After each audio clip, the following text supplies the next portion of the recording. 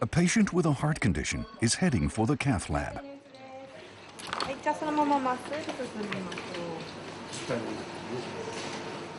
He has a narrowed coronary artery. If left untreated, it could trigger a heart attack.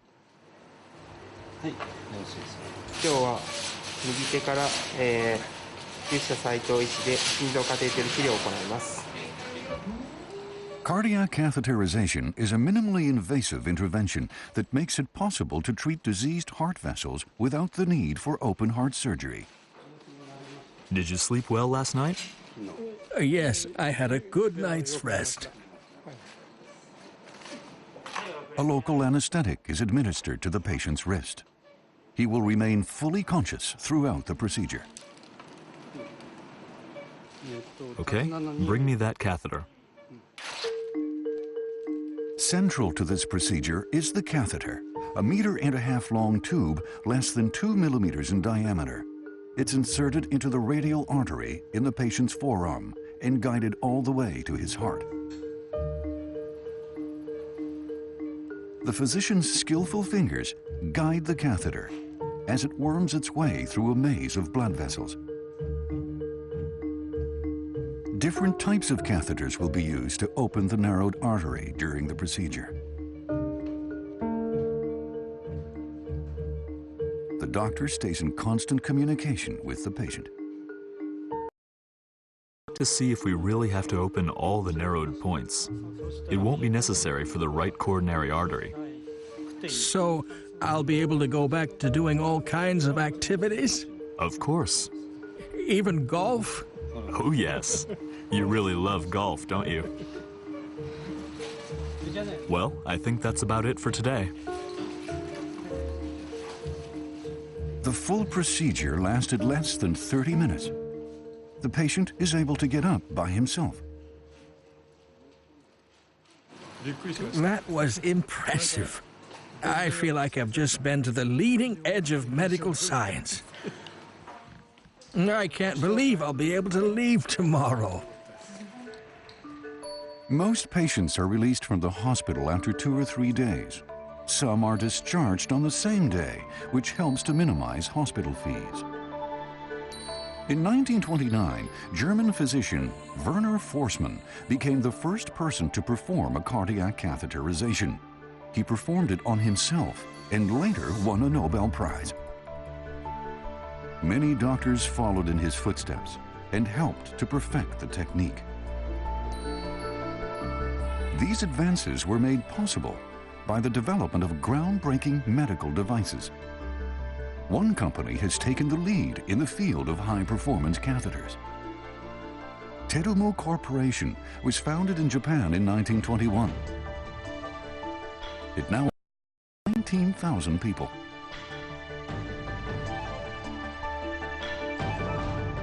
Terumo produces a wide range of medical devices, from catheters to artificial lungs and injection needles. Our aim is to make products easier to use for the doctor and gentler on the patient. Treating patients gently is the vision that established Terumo as a front-runner in the manufacturing of interventional catheters. It's all about innovation. Japan hasn't been very creative in the development of medical devices. We have to turn that around. In this episode of J-Tech, we unveil the vision of a Japanese manufacturer that is pushing the boundaries of medical technology.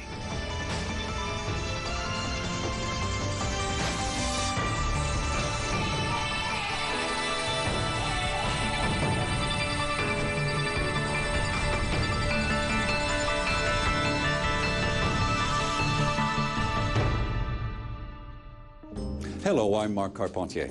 Welcome to the second edition of J-Tech Innovation and Evolution. Coronary heart disease is one of the world's leading causes of death.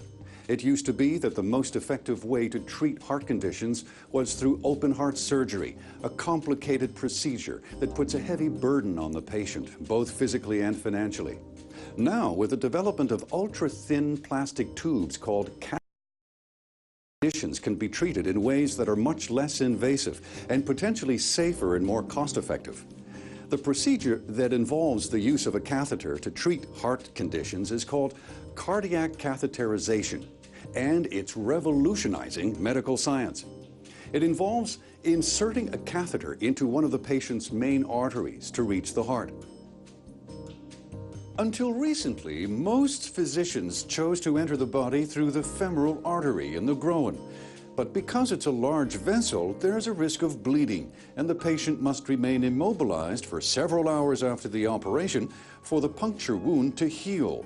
Today, more and more physicians are choosing to enter the body through the radial artery in the forearm, a technique known as transradial intervention, or TRI. This procedure lowers the risk of complications and is much easier on the patient. There's less bleeding, and the patient can literally walk away from the operating table. 70% of all coronary diseases in Japan are treated this way, making Japan one of the top countries in the use of TRI. One of the world's leading manufacturers of catheters is Japanese medical equipment company Terumo. But before we tell you about the company's products, let's examine the role of catheters in the operating room. The Shonan Kamakura General Hospital in Kanagawa Prefecture, just south of Tokyo.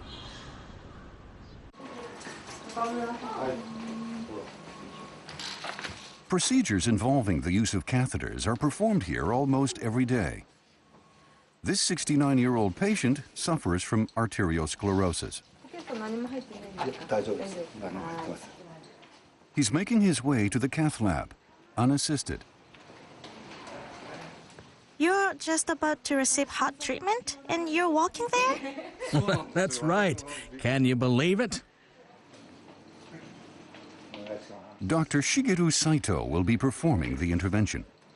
Dr. Saito has pioneered transradial coronary intervention in Japan and internationally. He also plays an important role in improving TRI by providing advice to manufacturers on the development of catheters.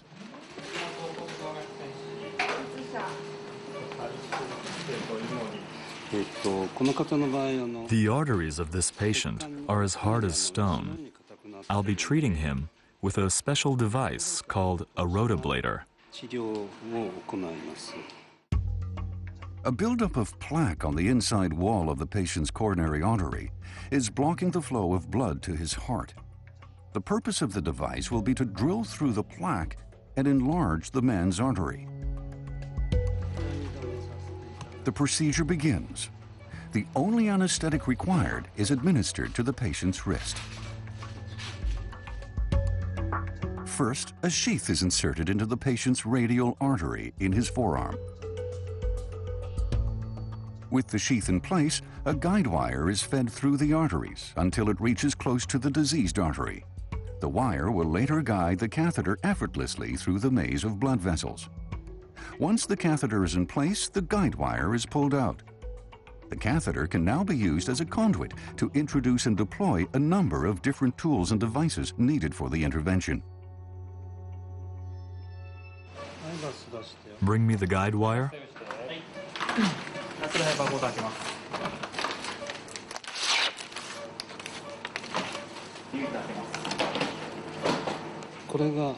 This is the guide wire.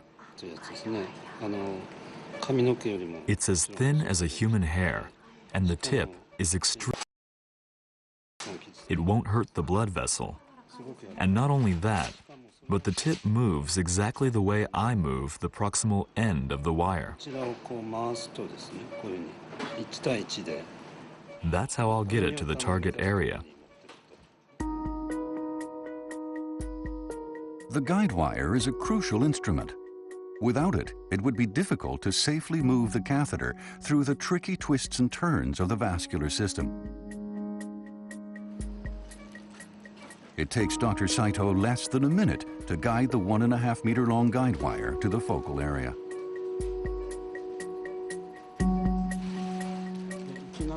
Okay, bring me the next one. This is the drill. The burr is tipped with 2,000 diamonds. This part rotates very fast. I'll advance it over the wire I showed you earlier. Here's how it spins.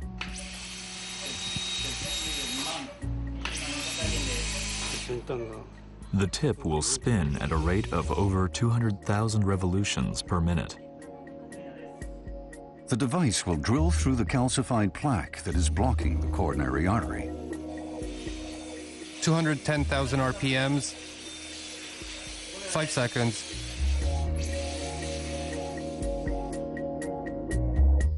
It's over in an instant. Okay, we're done. We shaved off the hard part.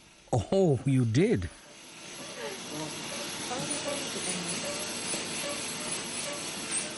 How are you feeling? I'm fine. The next step is to enlarge the narrowed portion of the artery. This is the stent. The stent is a 3-centimeter long mesh tube made of stainless steel. It's deployed inside the constricted area of a blood vessel to restore the proper flow of blood.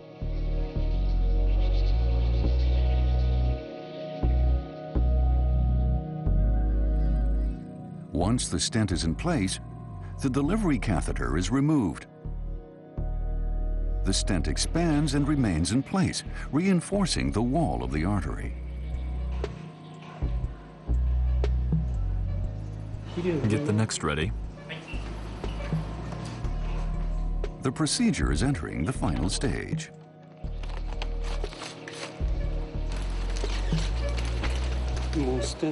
The stent is in there. Now we have to expand it sufficiently. For that, we use a high-pressure resistant balloon.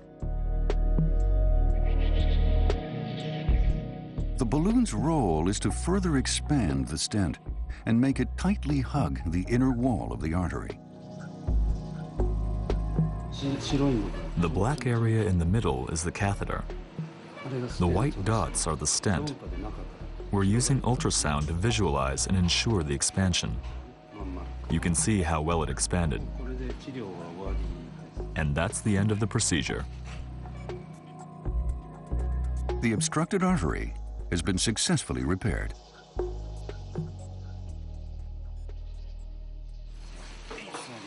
Thank you very, very much. The whole procedure took less than 30 minutes. I had no idea it would be so short.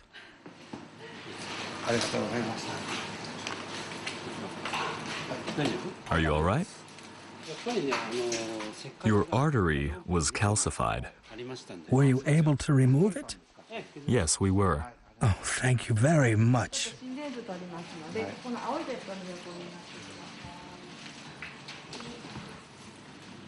So now you know how things go.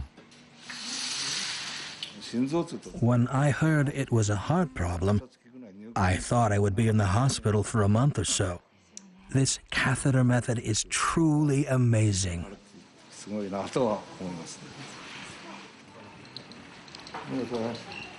The patient will be discharged in 2 days.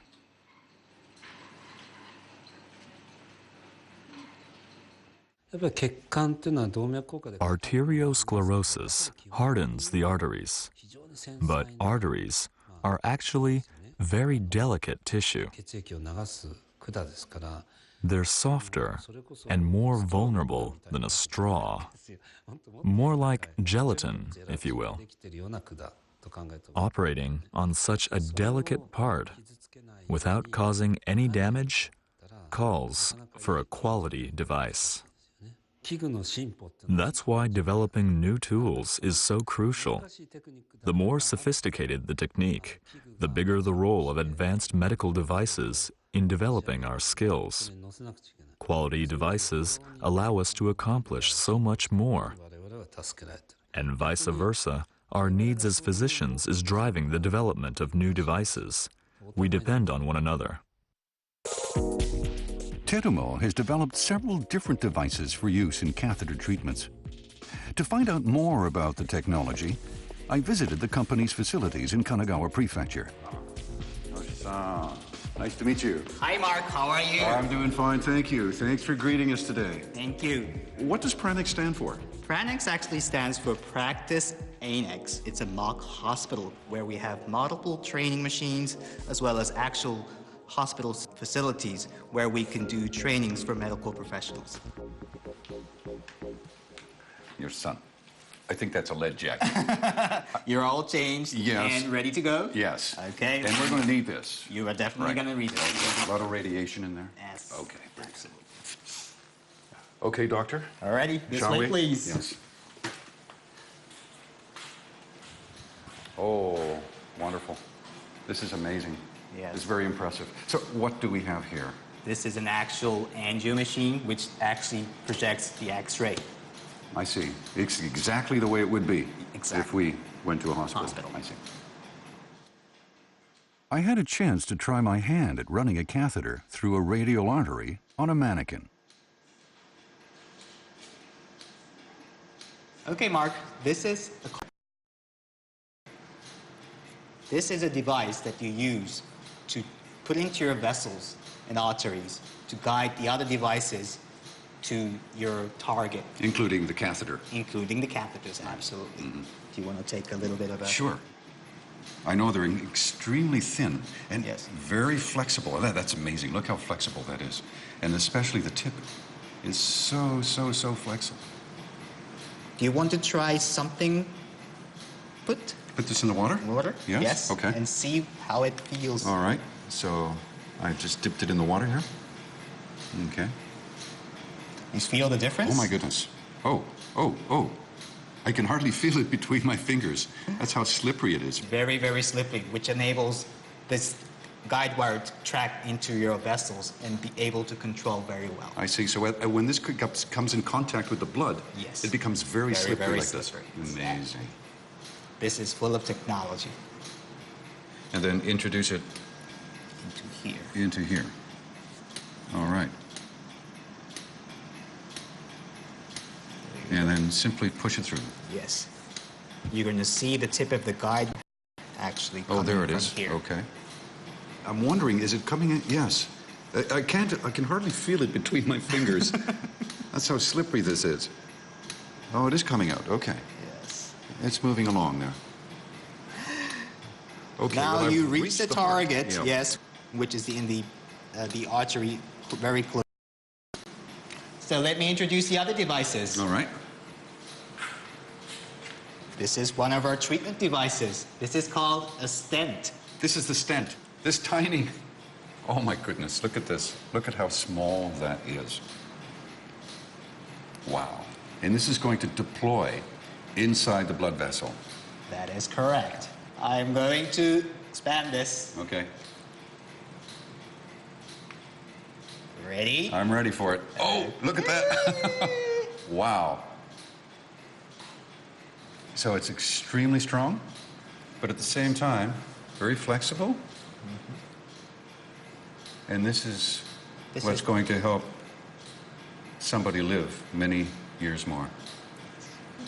How can you make something so tiny? Yes, it's amazing, right?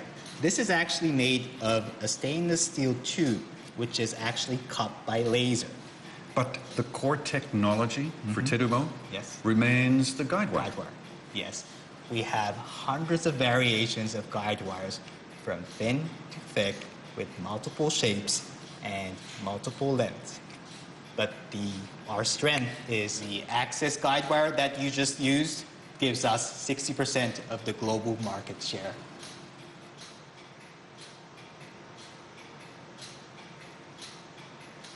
Medicine and technology have evolved side by side. They actually depend on each other. Surgeons and physicians have played a major role at guiding manufacturers in the development of medical devices. And that's exactly how Terumo has become one of the world's top medical device companies. Sekisen Kenonki Corporation, a small manufacturer of clinical thermometers, was founded in Tokyo in 1926. Its corporate philosophy was based on the idea that public health is the foundation of national stability. One of its founders was a bacteriologist named Shibasaburo Kitasato.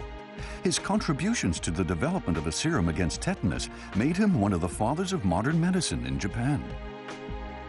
The company hoped that manufacturing quality thermometers would be a way to honor Kitasato's work in the field of preventive medicine. The company's thermometers featured an easy-to-read red-colored scale, and their reputation for quality spread outside Japan to the United States and 53 other countries. In 1974, the company changed its name to Terumo.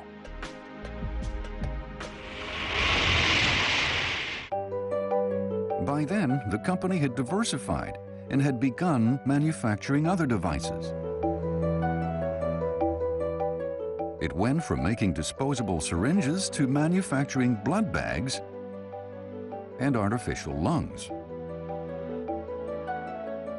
Then, in 1979, a revolutionary medical procedure developed by a German physician caught the attention of the company. It was called cardiac catheterization. That's when Terumo started to pursue the development of catheters. At the time, we were sort of a venture company in the field of catheters. It was about engineers lending their ear to the market, listening to doctors, and asking them about the kind of problems they faced. Our main strength was in our manufacturing know-how, in continuously trying to improve our products to make the procedure easier for the doctors and their patients. In an age of unbridled rivalry, Terumo took up the challenge of developing catheter guide wires. Hiroshi Yagi has dedicated his entire career at Terumo developing catheters. He explains the difference between guide wires developed 30 years ago and those made today.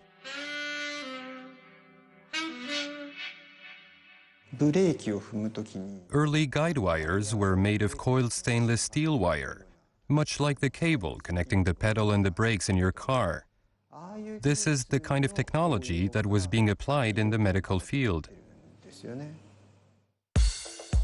Early guide wires were typically made of stainless steel, basically spring coils coated with silicone. They were difficult to maneuver inside the blood vessels and tended to break easily. It made no sense to develop a product based on this idea, so we thought of creating something new, of different value. Terumo's engineers turned their attention to a new type of material called superelastic alloys. These are also called shape memory alloys because of their ability to return to their original shape after being bent. The engineers thought these alloys would be most suitable for their guide wire core. They wrapped the superelastic alloy wire with X-ray resistant polyurethane. This presented several advantages.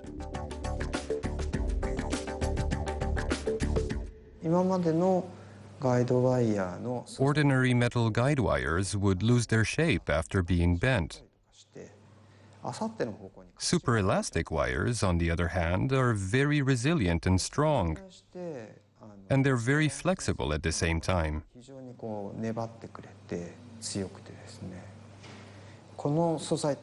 But they're also quite expensive. The company chose to go with superelastic alloys despite the cost, even if this meant making a product that would be more expensive than other brands. We thought this kind of product could answer the needs of physicians. We weren't absolutely sure, but we believed this material could provide an answer. So we bet on it. Terumo's engineers also chose to experiment with another innovative material that would be used as a coating for the guide wire. Until then, coatings tended to be hydrophobic materials that repelled water. We decided to use a material that was water absorbent. This substance is called hydrophilic polymer. Its water-absorbent property gives the guide wire a phenomenal characteristic. It acts like a lubricant when it comes in contact with water. It gets slimy, like an eel. When the polymer absorbs water, it swells like a gel. The polymer strands are structured like the hairs on a brush. Water molecules stick to the polymer strands, making them more slippery. The water decreases resistance and helps the guide wire move more smoothly through narrow blood vessels. After 6 years of development, Terumo's guide wires were first put on the Japanese market in 1985 and introduced to the US market 2 years later. Their quality greatly impressed the medical community and other manufacturers. In 1992, the use of catheters further evolved. A doctor in Europe devised a new method to reach the heart through the forearm instead of the groin. Called transradial coronary intervention, or TRI, the procedure was first developed in the Netherlands by Dr. Ferdinand Kimenai. The large femoral artery in the groin is 10 millimeters in diameter, while the radial artery in the forearm is only 3 millimeters across. Accessing such a small and delicate vessel was so complex that many doctors thought the procedure was impossible. But one doctor in Japan believed the new technique was worth investigating, Dr. Shigeru Saito. This is a letter I received from Dr. Kimenai. He and I are actually friends. It's the original case report on the world's very first TRI intervention procedure that Dr. Kimenai performed himself on August 14th, 1992. That's when it all started. From the patient's point of view, you're able to walk immediately after the procedure. That's an enormous advantage. And from the medical perspective, the risk of complications is extremely low. When entering from the groin, the artery is thicker and it's much deeper under the skin. So you can't tell if there is bleeding or not. There's a very high risk of complications of this kind. On the other hand, the artery in the wrist is much shallower, and because it's thinner, simply applying pressure on it can stop any bleeding. The patient could even do it themselves. That's why there's no risk of potentially fatal complications. People at Terumo immediately understood the benefits of TRI. I remember thinking, this is amazing. We can do it from the wrist. It was simply astonishing. The patient could walk right after the procedure. I was convinced this was best for the patient. But at the same time, I realized that the artery in the forearm is a lot thinner. Some things you did from the groin were impossible to do from the wrist. I remember thinking this.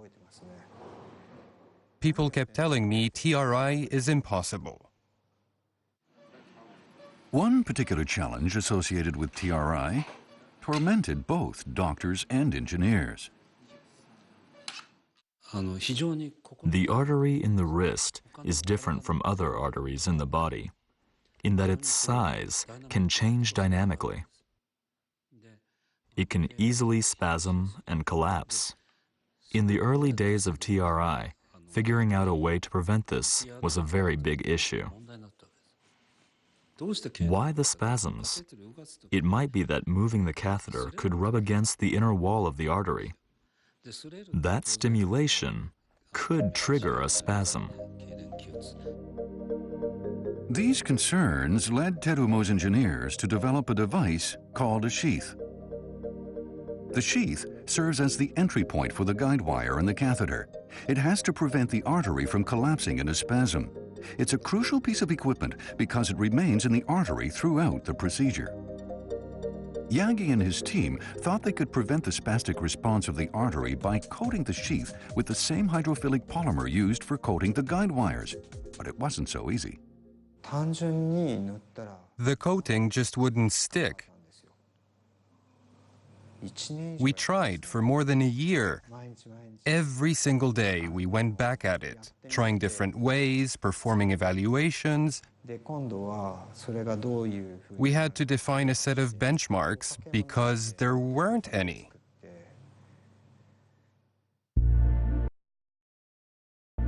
Terumo's team eventually found a way to make the coating stick to the sheath. The technology significantly reduced the risk of spasms in TRI.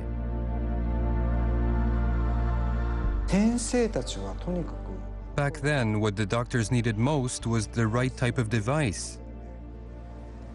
I remember their joy every time a new device was developed. Terumo succeeded in developing its own guide wires and sheath. These devices are helping to spread the practice of TRI. California State University medical centers are known to be among the top medical institutions in the United States.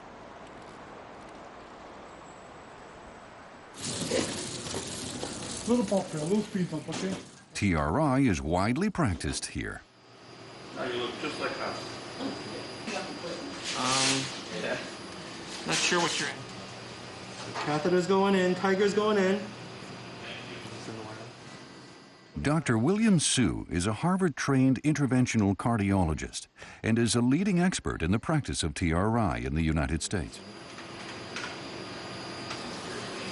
Oh, thank you. Got some warm blankets. Oh. This is a very nice sheath and has become very popular. The whole kit actually is very good from Terumo. Not only the sheath, but also the needle and the wire kit. So because of the assembly and their design, we really like these products. Dr. Su thinks TRI is right for the times, and its practice is bound to spread. From a healthcare perspective, especially in our current era of looking for cost savings, the radial approach is cost effective. Because there are fewer complications associated with the radial approach, there is less money spent in evaluating and treatment of potential complications from a catheterization procedure. There is also the possibility that we could actually discharge patients home the same day after a coronary intervention when we do take a radial approach. We're committed to delivering quality products. It's a source of benefit for the doctors, and in the end, it serves the interests of the patients. Heart disease is now a serious issue that affects not only advanced countries, but also the developing world. Until now, many nations lacked the resources to promote medical care, but healthcare is progressing in countries like China, Brazil, and India, and the use of catheter technology is literally skyrocketing. We're determined to expand our presence in those markets. In March 2013, 8 doctors from Mexico arrived at Terumo's training center in Japan to learn the TRI method. Several years ago, the company approached the Japanese government with the idea of exporting both its TRI devices and training as a package for developing countries. The concept is now part of Japan's official development assistance. A training program was launched in 2011. Microcatheter from the guide wire over the guide wire. This team of Mexican doctors trained for 8 days at the center. They learned about Terumo's TRI devices and how to use them. Well, I hope that this situation could change a lot. And the objective is to multiplicate this knowledge to my other friends and doctors in my hospital. The visit also provided a unique opportunity to observe Dr. Saito as he performed an intervention.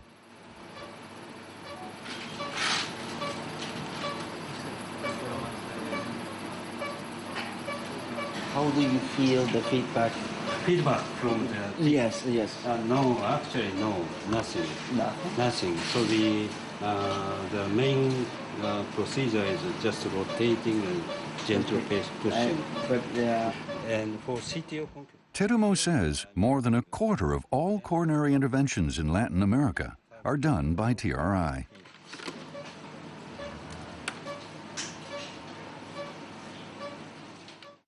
Catheter technology has allowed Terumo to secure a strong footing in the field of medical equipment manufacturing.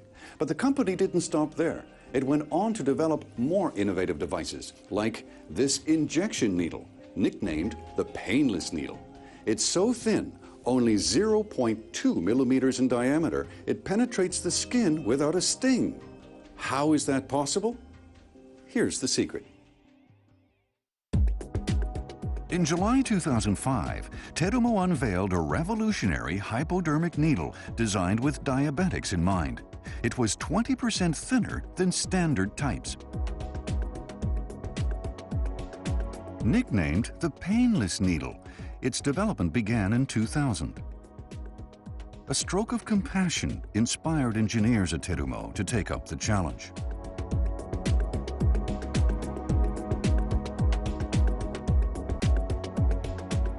They were moved by the experiences of children with congenital diabetes. Daily injections of insulin were a source of physical and psychological pain.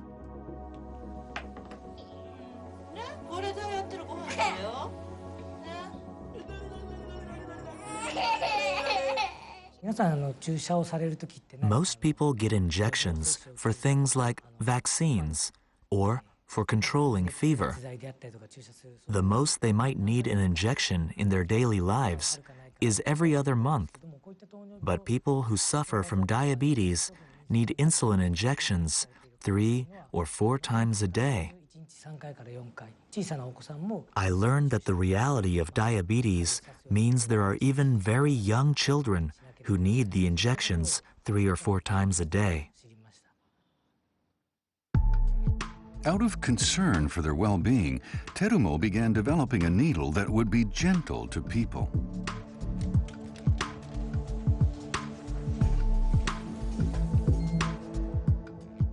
The human body is covered with 100 to 200 pain sensors per square centimeter, lying just beneath the skin. The thinnest conventional needle is 1/4 of a millimeter wide. The risk of hitting the pain sensors is high. Engineers at Terumo determined that if the diameter of the needle could be reduced to 0.2 millimeters, the needle would likely be painless. But that would be a challenge. Generally speaking, making the needle thinner would contribute to reducing the pain of an injection. Making a needle thinner was doable using traditional manufacturing techniques. But there was a problem. The thinner the needle, the higher its resistance to the substance being injected. We needed to find a technical solution. A thinner needle would make it difficult to squeeze the medicine out of the syringe.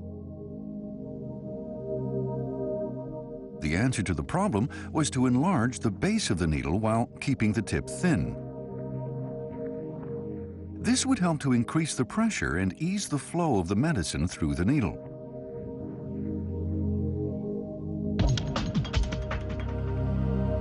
Kawamoto and his team put out a tender searching for a company that could engineer such a needle. One after the other, companies turned down the offer. They said the technology to make such thin needles didn't exist.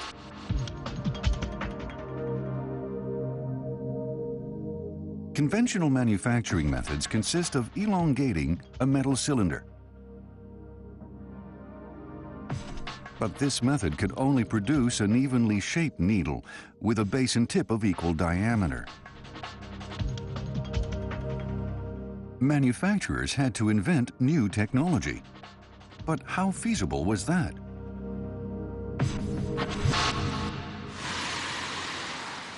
One year after development began, Terumo's team crossed paths with a small processing company with only 6 employees.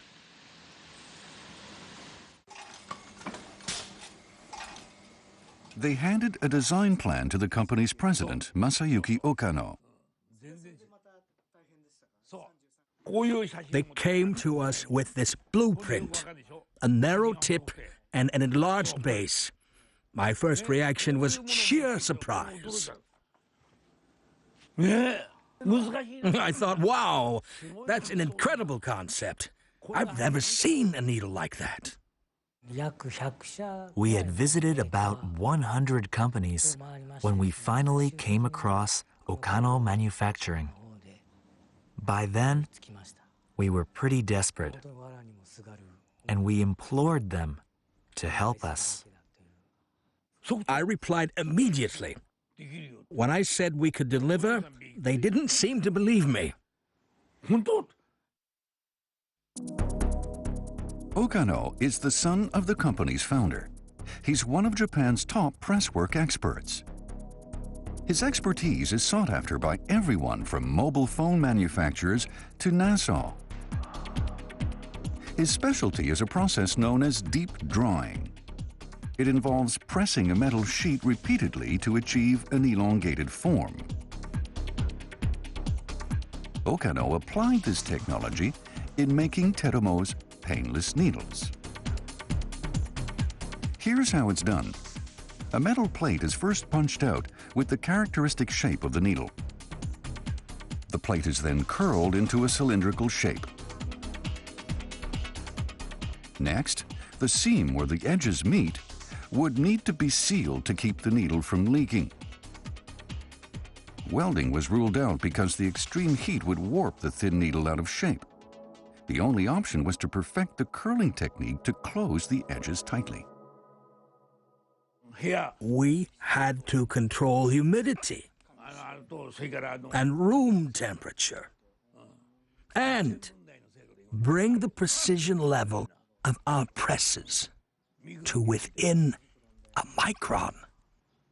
The micron-level precision called for the use of a special type of metal in order to make a non-abrasive die for the press. Temperature and humidity had to be constantly adjusted to account for expansion and dilation of the metal. After a year and a half of trial and error, the engineers finally found a way to seal the gap. How exactly they did that is a company secret. Somehow, we managed to create a sample. Now, we had to mass produce this product. We needed to devise a system to churn out 500,000 to 1 million units per day. It took Okano Manufacturing in Terumo 3 more years to create a working model for mass producing the needles. Engineers invented an automated system that could produce needles in industrial numbers.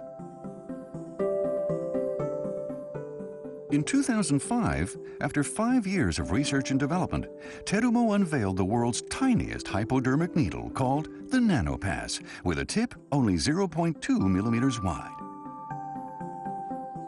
But size wasn't everything. The company got to work on taking the needle to the next level, making the tip even better. We had the idea of cutting into the skin instead of piercing it. The tip of a conventional needle stabs and tears through the skin, causing resistance and thus more pain. The knife-shaped edge of the NanoPass penetrates the skin more easily, therefore reducing the pain. In 2012, Terumo released the NanoPass 2 with an even smaller tip of 0.18 millimeters. The needle also features an improved tip.